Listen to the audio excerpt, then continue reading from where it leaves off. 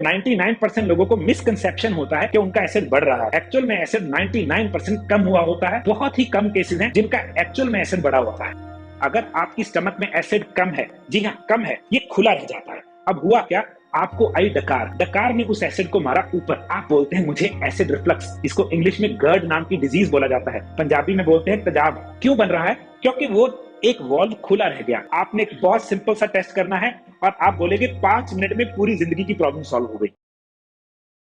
नमस्कार दोस्तों, एसिडिटी की समस्या बढ़ रही है, लेकिन आपको जानकर हैरानी होगी कि जो लोग ये कहते हैं कि उन्हें एसिडिटी की समस्या है, उनमें ज्यादातर को वास्तव में एसिडिटी की समस्या नहीं होती है। उनके ज्यादा एसिड नहीं बनता है, बल्कि एसिड कम बनने के कारण ये समस्या पैदा होती है और इसका बहुत ही आसान नेचुरल इलाज भी है। इसी बारे में इस वीडियो में डिटेल में बताएंगे रविंद्र सेन जी कि कैसे पता चले कि वास्तव में एसिडिटी की समस्या एसिड के कारण है या एसिड लो होने के कारण है, और अल्सर का भी इसमें नेचुरल इलाज बताया जाएगा। इसलिए पूरा वीडियो जरूर देखिए ताकि आपको पता चले कि जिसे आप एसिडिटी मानकर एंटासिड की गोलियां खाते हैं, वास्तव में आपको उस एंटासिड की गोलियों की नहीं बल्कि नेचुरल तरीके से एसिडिटी को ठीक करने की जरूरत है। तो चलिए शुरू करते हैं। टेक्निकल फार्मिंग चैनल को सब्सक्राइब करें और बेल आइकन भी दबाएं ताकि आगे आने वाले वीडियो की नोटिफिकेशन आपको मिलती रहे। रविंद्र जी नमस्कार। नमस्कार कुलदीप जी। रविंद्र जी, एसिडिटी की समस्या एक्चुअल में है क्या और क्यों बढ़ रही है और इसका नेचुरल इलाज क्या है, बारी बारी बताइए। जी कुलदीप जी, एक बहुत इंटरेस्टिंग चीज है, जब आप सच के साथ डील नहीं करते प्रॉब्लम लंबी चलती है। अगर आप रूट कॉज समझ लेंगे, problem with in 5 minute solve होनी चाहिए। तो पहला रूट कॉज जिसमें एक झूठ है कि एसिड बढ़ गया है तो एसिड ऊपर आया है। अरे भाई उल्टा है, हमारी स्टमक का मेन काम है सबसे तेज एसिड को होल्ड करना। तो प्रॉब्लम क्या है, जब आपका एसिड कम रह जाता है, इसको पीएच वैल्यू में गिना जाता है। आपकी स्टमक के एसिड की पीएच वैल्यू 3 to 1 होनी चाहिए, जिसमें प्लेटिनम का ब्लेड भी गल जाता है। मगर अगर वो एसिड की पीएच वैल्यू 4 या 5 रह गई, स्टमक के ऊपर यहाँ पे एक छोटा सा वॉल्व है जो बंद हो जाता है या खुल जाता है। अगर आपकी स्टमक में एसिड कम है, जी हाँ कम है, ये खुला रह जाता है। अब हुआ क्या, आपको आई डकार, डकार ने उस एसिड को मारा ऊपर। आप बोलते हैं मुझे एसिड रिफ्लक्स, इसको इंग्लिश में गर्ड नाम की डिजीज बोला जाता है, पंजाबी में बोलते हैं तेजाब। क्यों बन रहा है? क्योंकि वो एक वॉल्व खुला रह गया। आपने एक बहुत सिंपल सा टेस्ट करना है और आप बोलेंगे 5 मिनट में पूरी जिंदगी की प्रॉब्लम सॉल्व हो गई। आपने एप्पल साइडर विनेगर 2 चम्मच, एक कांच के गिलास में बड़े बड़े 2 चम्मच, उसमें आधा नींबू का रस, 1 चुटकी नमक और सिंपल पानी, गर्म पानी नहीं, सिंपल जिसको बोलते हैं रूम टेम्परेचर का पानी डाल के इसको मिक्स करना है स्ट्रॉ के साथ, हमेशा स्ट्रॉ के साथ, क्योंकि दांतों को एप्पल साइडर थोड़ा सा येलो करता है। ये पी के आपने गिलास रखना है। गिलास रखते सारा बोलेंगे अरे ये तो कम हो गया। हुआ क्या, एप्पल साइडर ने पीएच वैल्यू डाउन कर दी, जो कि चाहिए थी 3 या उससे भी नीचे। जब वो डाउन हुई, आपका वॉल्व बंद हो गया। वॉल्व बंद होते ही एसिड ऊपर आना बंद हो गया और आपको जो यहाँ पे अजीब सी फीलिंग थी यहाँ पे या यहाँ पे, वो साथ के साथ ठीक हो गई। अब इसके इतने बेनिफिट्स हैं कुलदीप जी। जिन लोगों का होमोग्लोबिन कभी या जिनका आयरन कभी पूरा नहीं होता, उनका मेन रीजन एंटा एसिड की गोलियां या लो स्टमक एसिड है, क्योंकि मिनरल्स हमारी बॉडी में डाइजेस्ट होते हैं स्टमक एसिडिटी की वजह से। जिन लोगों का मसल नहीं बनता, क्यों नहीं बनता? सारा प्रोटीन टूटता कहाँ है? स्टमक में, एसिड की वजह से। स्टमक में एसिड pH 3 to 1 इस रेशियो में होना चाहिए, इस बैंड में। और ज्यादातर लोग क्या कर रहे हैं, वो एंटा एसिड खाते हैं। उससे क्या होता है, स्टमक का एसिड मर जाता है। तो जो काम स्टमक में करना था वो आंत को करना पड़ेगा खाने को पचाने में, तो उनको डाइजेशन इश्यूज होते हैं। और तो और जिन लोगों को स्टमक में अल्सर होता है, होता ही इस कारण से है, उनका स्टमक का एसिड कम रहता रहा बहुत देर तक। एच पायलरी जो बहुत बड़ी बीमारी है, एच पायलरी इन्फेक्शन बैक्टीरिया हो जाता है स्टमक में, वो लो स्टमक एसिड की वजह से ही होता है। तो आपने एक सिंपल सी चीज करनी है। अगर आपको एसिडिटी की दिक्कत है, मैं नहीं कह रहा आप अपने एंटा एसिड छोड़ो, पहले देखो तो लो कि एसिड कम है कि ज्यादा है। अगर एसिड कम है, एप्पल साइडर पीते ही आपकी डाइजेशन वाली या फिर एसिड रिफ्लक्स की दिक्कत चली जाएगी। अगर चली गई, आप गलत चीज का इलाज कर रहे थे, आप कम एसिड को और कम कर रहे थे। जिन लोगों को गलत खा के इनो पीना पड़ता है, इनो में क्या है, बेकिंग सोडा, वो क्या करता है, स्टमक एसिड को कम करता है। अरे भाई, गलत खाने को पचाने के लिए तो ज्यादा एसिड चाहिए। आप ये भी टेस्ट करके देखिएगा, अगर आपने गलत खा लिया और आपका बहुत बुरा हाल हो रहा है इंडाइजेशन से, एप्पल साइडर पी लीजिए, वैसे ही 2 चम्मच, आपको 2 या 3 मिनट में राहत मिलेगी। तो ये आपको बताएगा कि जो वॉल्व जो ऊपर खुला रहता था वो बंद हो गया, अब स्टमक अपना काम कर रही है। और यहाँ पे जिसको हम बोलेंगे सही रूट कॉज एनालिसिस हुआ और बिल्कुल ओके हो गया। तो रविंद्र जी, जैसा आपने बताया कि ज्यादातर लोगों को जो एसिडिटी होती है, इसका कारण एसिड ज्यादा बनना नहीं बल्कि कम बनना है, जिसके कारण हाजमा ठीक नहीं होता और एसिड रिफ्लक्स होता है, और दूसरी तरफ वो एंटासिड की गोलियां लेते हैं जिसके कारण उन्हें और साइड इफेक्ट हो जाते हैं। पहले तो छोटा सा ये बता दीजिए कि एंटासिड की लगातार गोलियां लेने से क्या साइड इफेक्ट हो सकते हैं। कुलदीप जी, हमारी बॉडी हर रोज अपनी स्टमक में एसिड बनाती है, खाने को पचाने के लिए रेडी रहती है। अगर आपने सुबह उठते एंटा एसिड ले ली, आपकी स्टमक का एसिड कम हो गया। अब वो कम एसिड में आप जब खाना डालेंगे वो हजम नहीं होगा। जब वो हजम नहीं होगा, आपके इंफेक्शियस बैक्टीरिया आंत में जा सकता है। जो स्टमक में एसिड है, ये इमिग्रेशन है, ये गलत बैक्टीरिया को मार देती है। मगर अगर वो मार नहीं पाई, आपको आंतड़ों में दिक्कत आ सकती है, आईबीएस हो सकती है, आपके आंतड़ों में सीबो हो सकती है, स्मॉल इंटेस्टाइनल बैक्टीरियल ओवरग्रोथ। बहुत सारी दिक्कतें लिवर की या आंत की शुरू ही कब होती हैं? जब स्टमक एसिड लो है।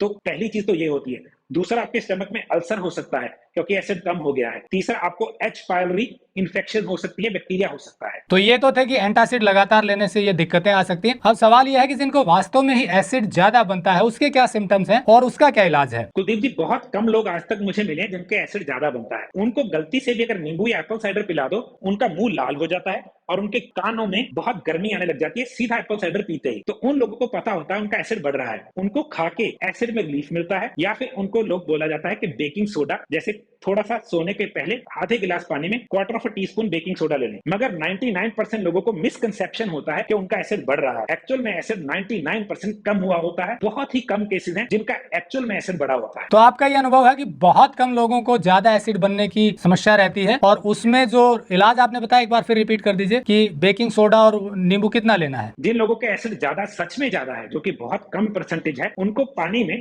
ठंडे से पानी में quarter of tea spoon, 1/4 tea spoon baking soda mix करके पीने से साथ के साथ बड़ा रिलीफ मिलता है। अब सवाल यह है कि जिनको एसिड वास्तव में ज्यादा बनता है वो आइडेंटिफाई कैसे करें, डायग्नोज कैसे करें। तो एक तरीका जो आप बता रहे हैं कि अगर वो एप्पल साइडर विनेगर लेंगे तो उनको और दिक्कत बढ़ जाती है अगर वास्तव में एसिड ज्यादा बन रहा है तो। कुलदीप जी, देखिए टेस्ट क्या है। पहले तो पता कैसे लगता है? एसिड ऊपर आ रहा है, यहाँ पे खरखराहट रहती है और यहाँ पे ऐसे लगता है जल रहा है। तो पहला तरीका मैं हमेशा बताऊंगा, एप्पल साइडर पी के देखिए। अगर तो सॉल्व हो गया तो ठीक है। अगर एप्पल साइडर पीते प्रॉब्लम बढ़ गई तो हमें तब पता लगेगा कि क्या पता सच में मेरा एसिड एक्चुअल में बढ़ा हुआ है। तो उसके साथ लेट्स से आपको एप्पल साइडर पीते ही दिक्कत आ गई, या तो आप कोई कैल्शियम की गोली ले लें या फिर आप बेकिंग सोडा पी लें। मगर अब आपको पता लग गया है कि आपका एसिड बढ़ रहा है, तो नेक्स्ट टाइम एप्पल साइडर नहीं, हम बेकिंग सोडा ही पियेंगे जब हमें लगे कि एसिड बहुत तंग कर रहा है। अच्छा, ये तो हुआ कि जिनको बहुत कम लोगों को एसिड ज्यादा बन रहा है वो ये पता कर सकते हैं एप्पल साइडर विनेगर से। अब सवाल ये है कि जिनको अल्सर हो जाता है उसका क्या कारण है, क्या वो एसिड ज्यादा बनने के कारण होता है या कोई और कारण है। कुलदीप जी, अल्सर होने के कई कारण हैं। जेनेटिकली हो सकता है, स्टमक में कोई वायरस चला गया उसकी वजह से हो सकता है। अब कई लोगों को अल्सर होता है, उनको पता ही लगता, उनको सिर्फ ये पता है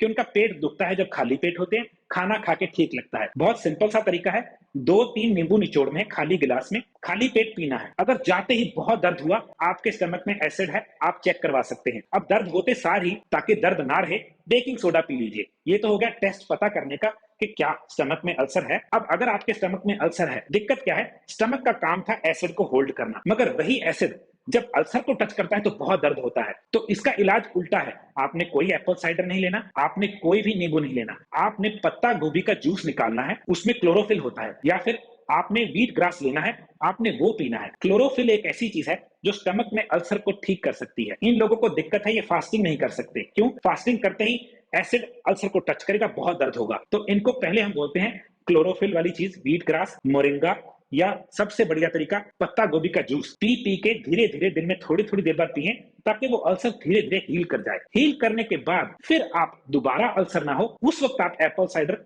का प्रयोग करना शुरू करेंगे। तो ये तो अल्सर को डायग्नोज और उसका इलाज भी आपने बता दिया नेचुरल तरीके से। अब सवाल पहले वाले पर आते हैं कि जिनको एसिडिटी ज्यादा रहती है उनको एप्पल साइडर विनेगर लेने से ही राहत मिल जाएगी या कोई और तरीका है, और यदि एप्पल साइडर लेना है तो कितना और कितने दिन और कब और कैसे लेना है। कुलदीप जी, जिन लोगों के एसिड ऊपर आ रहा है मगर एक्चुअल में एसिड कम है, जिसको हम बोलते हैं लो स्टमक एसिड की वजह से एसिडिटी की दिक्कत है, उनके लिए 2 विकल्प हैं, एप्पल साइडर विनेगर या बीटेन हाइड्रोक्लोराइड। कई लोगों को एप्पल साइडर यहाँ पे खट्टा होने की वजह से पकड़ लेता है, फिर उनको हम एप्पल साइडर विनेगर नहीं, हम उनको दूसरी ऑप्शन बीटेन हाइड्रोक्लोराइड देते हैं। बीटेन हाइड्रोक्लोराइड बीट से बनता है, जिसको चुकंदर बोलते हैं। चुकंदरों से बनने वाला एक सॉल्ट है, वो आप 2 गोली खाने से पहले ले लेते हैं ताकि वो जाके अंदर खुल जाए और एसिड बन जाए। तो अगर आपको एसिडिटी की दिक्कत है, आपने कैसे एप्पल साइडर और बीटेन लेना है ये सुन लीजिए। हर खाने से पहले 2 चम्मच एप्पल साइडर विनेगर, 1 गिलास नॉर्मल पानी में, उसमें 1 या आधा नींबू का रस, बीच में 1 या 2 चुटकी सेंधा नमक, इसको मिक्स करके स्ट्रॉ के साथ हर खाने से पहले। अगर आप बीटेन ले रहे हैं, 2 से 3 गोली हर खाने से पहले आधा गिलास पानी के साथ, ताकि वो जाके खुल जाए, खाना जब खाएं वहां पे एसिड हो। अब कई लोगों को दिक्कत बहुत बड़ी होती है, उनका स्टमक एसिड बहुत लो होता है। बहुत रेयरली कुछ ऐसे केस आते हैं जिनको मैं सुबह खाली पेट एप्पल साइडर और हर मील के साथ एप्पल साइडर के साथ बीटेन लेने के लिए बोलता हूं, ताकि उनका एसिड बढ़ना शुरू हो धीरे धीरे। तो ये कुछ तरीके हैं एप्पल साइडर और बीटेन हाइड्रोक्लोराइड लेने। तो दोस्तों, जैसा रविंद्र सेन जी ने बताया कि ज्यादातर लोगों को जिनको एसिडिटी की समस्या है, वास्तव में उन्हें एसिड ज्यादा नहीं बन रहा, एसिड बल्कि उल्टा कम बन रहा है। इसके कारण खाना हजम नहीं होता, वॉल खुला रह जाता है और एसिड रिफ्लक्स होता है, तो उन्हें लगता है कि उन्हें ज्यादा एसिड बन रहा है और इसी चक्कर में एंटासिड की गोलियां लेते हैं और समस्या और बढ़ जाती है। ऐसे में उनको नेचुरल तरीके से एप्पल साइडर विनेगर जो तरीका बताया है लेने का, वो लेंगे तो उन्हें लाभ होगा, या फिर बीटेन हाइड्रोक्लोराइड ले सकते हैं। इन दोनों से नेचुरल तरीके से एसिडिटी की समस्या ठीक हो सकती है। यदि इनको लेने से दिक्कत है तो इसका मतलब वास्तव में एसिड ज्यादा बन रहा है। फिर जो तरीके बताए रविंद्र सेन जी ने उन्हें अपनाएं। और यदि अल्सर की समस्या है तो उसका भी नेचुरल तरीके से इलाज वीडियो में बताया गया है। तो ऐसे में यदि कोई एसिडिटी की समस्या से या ज्यादा एसिड बनने की समस्या से या अल्सर की समस्या से ग्रस्त है तो ये तरीके अपनाकर लाभ ले सकता है। और अधिक जानकारी के लिए हमने नंबर दिया हुआ है, आप बात कर सकते हैं। वीडियो अच्छा लगा हो तो लाइक और शेयर जरूर करें। जुड़े रहे टेक्निकल फार्मिंग से। नमस्कार, जय हिंद।